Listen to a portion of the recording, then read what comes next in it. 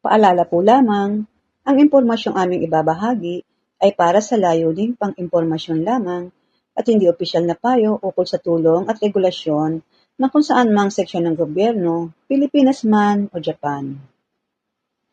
Adult Delayed Report of Birth para sa Pilipinong ipinanganak sa Japan na hindi na-report sa Philippine Embassy. Ito ay ukol sa proseso ng Delayed Report of Birth o ROB para sa isang taong ipinanganak sa Japan na may Filipino parent, ngunit hindi na-report ang kanyang panganakan sa Philippine Embassy o Philippine Consulate nang siya ay ipinanganak. Mahalaga ito sa isang adult na ngayon ay naninirahan o nag-aaral sa Pilipinas at nangangailangan ng Philippine Statistics Authority birth record. Halimbawa, para sa graduation, employment, passport application, government transactions, o iba pang opisyal na transaksyon. Sa sitwasyong ito, ang problema ay hindi nangangahulugang hindi Pilipino ang tao. Maaaring kinikilala na siyang Pilipino sa ibang government document, ngunit wala pa ring Philippine Civil Registry record ng kanyang kapanganakan. Ano ang Report of Birth? Ang Report of Birth o ROB ay ang Philippine Civil Registration Document para sa isang taong ipinanganak sa labas ng Pilipinas na may Pilipino parents. Ayon sa PSA, ang ROB ang prescribed form para sa declaration at registration ng kapanganakan ng taong ipinanganak abroad sa Filipino parent, Philippine Statistics Authority. Sa makatwid, kung ang isang bata ay ipinanganak sa Japan at hindi na i-report noon sa Philippine Embassy, hindi dapat gumawa ng panibagong Philippine birth certificate na parang sa Pilipinas siya ipinanganak. Ang kailangang gawin ay i-register ang kanyang foreign birth through a Philippine Foreign Service POS upang magkaroon ng Philippine Civil Registry record na maaaring maiproseso at maitala sa PSA. Ano ang Delayed Report of Birth? Ang Report of Birth ay dapat i-file sa loob ng itinakdang period pagkatapos ng kapanganakan. Kapag hindi ito na-file sa tamang panahon at lumipas na ang maraming taon, ang registration ay itinuturing na delayed. Sa madaling salita, hindi na-report noong bata pa. Lumipas ang registration period. Ngayon ay adult na. Delayed Report of Birth. Hindi nawawala ang posibilidad na ma-register ang birth dahil lamang sa matagal nang lumipas. Ang PSA ay may mga patakaran para sa delayed registration at ang delayed registration ay nangangailangan ng pagsusuri sa mga dokumento at circumstances ng kapanganakan. Ano ang espesyal kapag adult na ang applicant? Ito ang pinakamahalagang bahagi sa isang sitwasyon. Kapag ang taong ipaparehistro ay 18 years old pataas, siya na ang adult registrant at hindi na simpleng registration ng minor child ng magulang. Sa makatwid, ang application ay dapat nakabatay sa kanyang sariling birth information at sa mga dokumentong nagpapatunay sa kanyang identity, birth, at Filipino parent citizenship basis. Ang pagiging adult ay hindi nangangahulugan, hindi na pwedeng magpa-report of birth. Ang ibig sabihin lamang nito ay delayed report of birth ng adult person ang kailangang iproseso. Narito ang isang sitwasyon ng isang adult na Japanese passport holder. Mahalagang linawin ang pagkakaroon ng Japanese passport ay hindi otomatikong nangangahulugang wala ng Philippine birth registration. Sa isang kaso kung saan ang tao ay ipinanganak sa Japan, may Japanese birth certificate, may Filipino mother o Filipino parents, may dokumentong kumikilala sa kanya bilang Pilipino, may Japanese passport ngunit walang Philippine report of birth. Ang kailangan tignan ay ang kanyang Philippine Civil Registration, hindi lamang ang kanyang passport. Sa isang partikular na sitwasyon, Mayroon siyang recognition certificate as Pilipino mula sa Philippine Bureau of Immigration. Napakahalagang dokumento nito dahil mayroong opisyal na dokumento na maaaring gamitin bilang supporting evidence sa pagproseso. Gayunman, ang recognition certificate at PSA birth record ay magkaibang bagay. Recognition certificate. Ito ay may kinalaman sa pagkilala sa kanyang Philippine citizenship status. Philippine Report of Birth. Ito naman ang civil registration record ng kanyang kapanganakan abroad. Kaya maaaring mangyari na recognized Pilipino siya pero wala pa ring PSA birth record. Hindi ito contradiction. Magkaibang government records ang mga iyon. Bakit kailangan pa ng PSA kung halimbawang nag-aaral sa kolehiyo? Ito ang dahilan kung bakit maaaring hingin ng registrar ang PSA birth certificate kahit may recognition certificate siya. Ang school ay maaaring nangangailangan ng PSA-issued civil registry document bilang bahagi ng kanilang student records, identity verification, graduation requirements, submission of government documents, final academic records, board licensure requirements kung applicable, at validation ng name, date of birth, parents, at place of birth. Ang recognition certificate mula sa Bureau of Immigration ay maaaring patunay na citizenship, ngunit hindi ito kapalit ng Philippine birth record kung ang school specifically requires a PSA birth document. Kaya sa isang sitwasyon, ang kulang ay hindi necessarily citizenship. Ang kulang ay ang Philippine Civil Registration Record ng kanyang birth. Kailangan ba talagang pumunta sa Japan? Hindi dapat ipakahulugan na kailangan bumiyahe agad ang adult applicant papuntang Japan. Ang pangunahing requirements ay ang delayed report of birth ay dapat ma-process sa tamang Philippine Foreign Service Post na may jurisdiction sa lugar kung saan naganap ang birth. Ang PSA rules recognize Philippine Foreign Service Post for Civil Registration of Births Occurring Abroad, or PSA. Ngunit ang actual filing procedure, kung personal appearance, mail-in application, notarization, o ibang arrangement, ay nakadepende sa embassy, consulate ng may jurisdiction at sa kasalukuyang instruction nito. Kaya, kailangan ang Philippine Foreign Service Post process. Pero, hindi ibig sabihin na automatic na kailangang personal na pumunta ang adult sa Japan. May mga pagkakataon kung saan maaaring gamitin ang mail, courier procedure, subject sa instruction ng concerned embassy or consulate.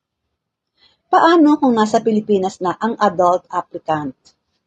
Ito ang mahalaga sa isang sitwasyon. Kung nasa Pilipinas ngayon, hindi ibig sabihin na wala ng paraan dahil wala siya sa Japan. Ang unang dapat gawin ay alamin kung aling Philippine Embassy Consulate sa Japan ang may jurisdiction sa Japanese city or prefecture kung saan siya ipinanganak. Pagkatapos, kailangang kumpirmahin sa concerned post ang procedure para sa adult delayed report of birth, born in Japan, currently in the Philippines. Mahalagang itanong mismo kung maaaring mail application, kailangan pa ba ng personal appearance, paano dapat pirmahan ang ROB form, saan dapat ipanotarize ang affidavit, maaari bang authorized representative ang mag-asikaso ng document sa Japan, at paano ipapadala pabalik sa Pilipinas ang PSA record pagkatapos ng registration. Narito ang mga pangunahing dokumentong dapat ihanda. Ang eksaktong checklist ay maaaring mag-iba depende sa embassy or consulate at sa circumstances ng parents. Ngunit sa ganitong kaso, mahalagang ihanda ang mga sumusunod. Japanese birth record. Ang original certified Japanese birth registration record na nagpapakita ng pangalan ng bata, date of birth, place of birth, parents, at registration details. English translation. Kung Japanese ang birth record, dapat magkaroon ng acceptable English translation ayon sa requirements ng concerned Philippine Embassy Consulate. Japanese passport. Dahil Japanese passport halimbawa ang holder, ang adult applicant dapat ihanda ang passport identification, data page at iba pang pages na maaaring hilingin. PSA birth certificate ng Filipino parents. Kung Pilipino ang mother, mahalagang ihanda ang PSA birth certificate ng mother. Recognition certificate as Filipino. Dahil mayroon na halimbawang recognition certificate mula sa Philippine Bureau of Immigration, dapat itong isama bilang mahalagang supporting document. PSA negative certification of birth. Kung hinihingi ng delayed registration procedure, kailangan ng PSA negative certification of birth. Napakahalaga ng bagong PSA rule tungkol dito.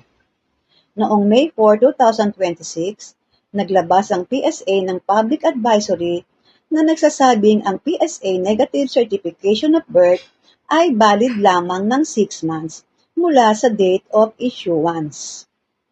Ang luma o lampas 6 na buwan ay hindi natatanggapin para sa delayed registration, maliban kung mabago o bawiin ang advisory. Affidavit of delayed registration. Kailangan ding ipaliwanag kung bakit hindi na i-report ang birth noong panahon na dapat itong i-report. Ang dahilan ay dapat totoo at consistent sa supporting documents. Iba pang supporting documents, maaaring hingin ang parents' documents, marriage documents ng parents kung applicable, Philippine passport ID ng Filipino parent, school records, baptismal records kung mayroon, old immigration documents, resident documents, Japanese family registry, related documents kung applicable, at iba pang documents na nakakatulong sa verifikasyon ng identity at filiation. Hindi lahat ng ito ay automatic na kailangan sa bawat kaso. Ang final checklist ay dapat manggaling sa concerned Philippine Embassy Consulate. Kailangan ba ng PSA negative certification kahit may Japanese birth certificate? Maaaring kailanganin ito sa delayed registration process. Ang Japanese birth certificate ay nagpapatunay na may birth record sa Japan. Samantala, ang PSA negative certification ay nagpapatunay na wala pang corresponding birth record sa Philippine Civil Registry System sa oras na ito ay inilabas. Magkaiba ang dalawang bagay. Halimbawa, sa Japan, may birth record. Sa Philippines, sa PSA, walang report of birth record. Ang delayed ROV ang mag-uugnay sa dalawang civil registration systems. Ano ang mangyayari kapag katapos ma-approve ang delayed registration of birth? Kapag natanggap at na-process ng Philippine Foreign Service Post ang delayed report of birth, ang registration information ay isusumite-transmit ayon sa Civil Registration Procedure papunta sa Philippine Civil Registry System or PSA. Kapag na-record na sa PSA, saka maaaring humingi ng PSA-issued birth document.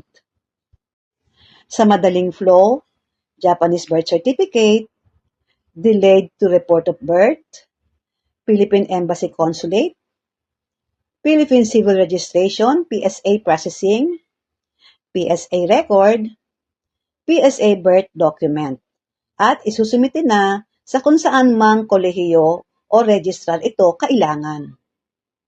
Kailangan ba ng Philippine passport bago magkaroon ng PSA birth record? Hindi dapat paghaluin ang dalawang proseso. Ang Philippine passport ay travel document. Ang report of birth ay civil registration document.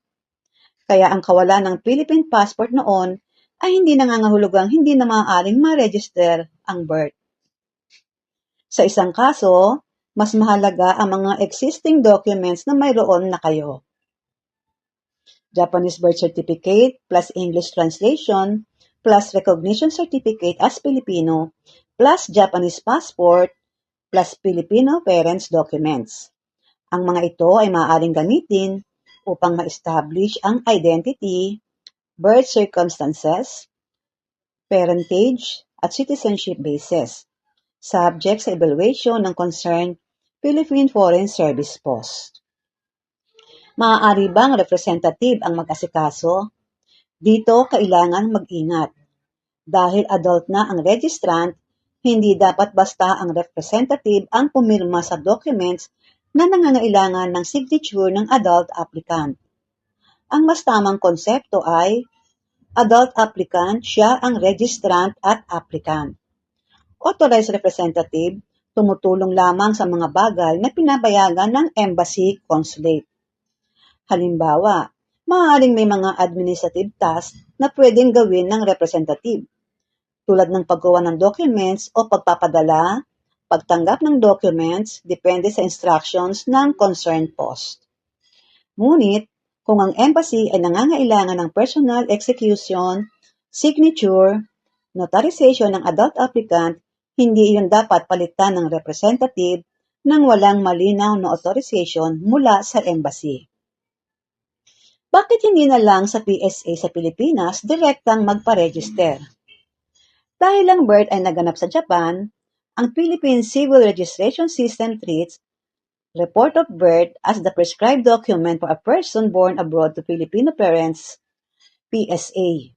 Kaya hindi dapat gumawa ng ordinaryong Philippine birth registration na magmumukhang ipinanganak siya sa Pilipinas. Ang tamang record ay place of birth sa Japan at Philippine report of birth registered through the appropriate Philippine Foreign Service Post. Napakahalagang distinction sa kaso ng isang kliyente kung ang iyong anak sa inyong sitwasyon may tatlong magkahiwalay na bagay. Japanese birth registration, mayroon na siya. Philippine citizenship, recognition. Mayroon na rin siya dahil sinabi niyong mayroon siyang recognition certificate mula sa Bureau of Immigration. At Philippine birth registration or PSA record. Ito ang kulang. Kaya ang objective, hindi na pangunahing patunayan na Pilipino siya. Ang objective ay i-register ang birth sa Philippine Civil Registry sa pamamagitan ng delayed report of birth. Adult Delayed Report of Birth, hindi ordinaryong delayed birth registration sa Philippine City Municipal Civil Registrar at hindi rin simpleng application para sa Philippine passport. Ang kailangan ay ang delayed report of birth through the appropriate Philippine Foreign Service Post. Pagkatapos ma-process ang record para magkaroon ng PSA records. Sa konklusyon, ang Adult Delayed Report of Birth ay paraan upang ma-register sa Philippine Civil Registry ang kapanganakan ng isang Pilipino na ipinanganak abroad, ngunit hindi na-report sa tamang panahon. Hindi nawawala ang possibility ng Philippine birth registration dahil adult na. Hindi rin automatic na hadlang ang Japanese passport. At hindi rin nangangahulugan na kailangan kumuha muna ng Philippine passport. Ang kulang ay ang Philippine Report of Birth, PSA Civil Registry Record. Ang PSA Negative Certification of Birth, kung bahagi ng requirements, ay dapat sariwa dahil ayon sa PSA's May 4, 2026 advisory, 6 months lamang ang validity nito. Disclaimer lamang po, ang lahat ng impormasyong ibinahagi ay para sa layuning pang-impormasyon lamang at hindi garantisadong kompleto o laging updated. Ito ay maaaring magbago ng walang paunang abiso. Ang creator ay hindi mananagot sa anumang direkta o hindi direktang epekto na maaaring magmula sa paggamit o interpretasyon ng impormasyong ito. Sa pangwakas, umaasa po kami na nakatulong ang impormasyong ito bilang gabay. Para sa pinakbagong update at opisyal na detalye, makabubuting i-verify pa rin sa tamang ahensya o otoridad. Marami pong salamat.